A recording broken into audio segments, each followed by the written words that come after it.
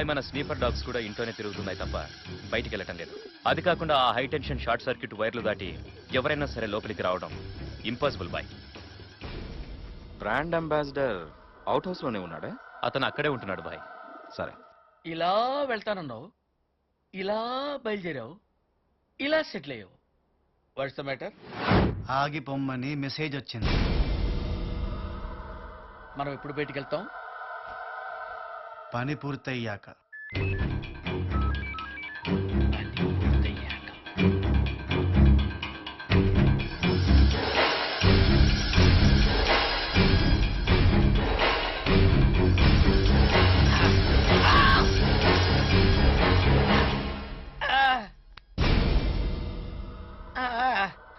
Brand ambassador ఇతనా? Yes sir. ఇలాంటి వాళ్ళని కూడా సెలెక్ట్ చేస్తారా? ఏమో సార్, ఎవరిలో ఏ టాలెంట్ ఉందో.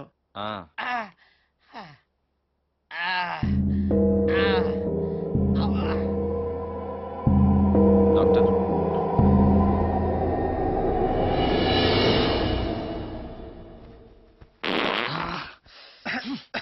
కరెక్ట్ టైంకి ఇచ్చా.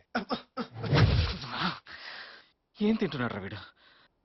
వీడిని అంబాసిడర్ గా పెడితే సైకిల్స్ అమ్మడం కాదు, కంపెనీ అమ్మేయాలి. అమ్మా డాక్టర్ చక్రవర్తి, ఏంట్రా నీకు ఈ కర్మ?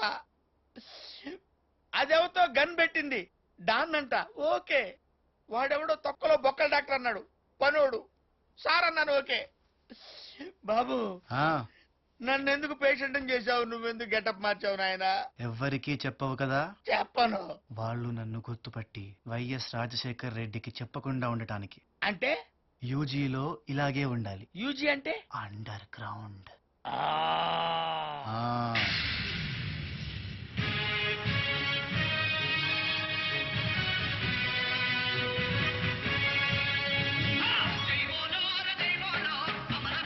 జై బోలో.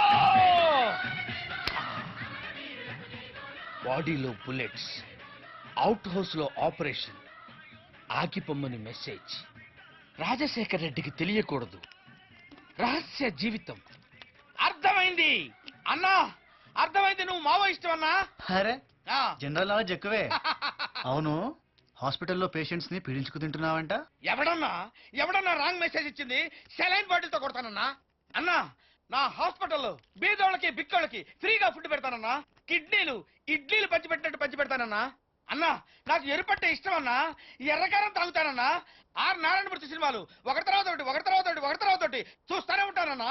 ఎర్రని జెండా ఎన్ని ఇయ్యలు, ఎర్రని జెండా ఎన్ని ఇయ్యలు, ఎర్రని జెండా.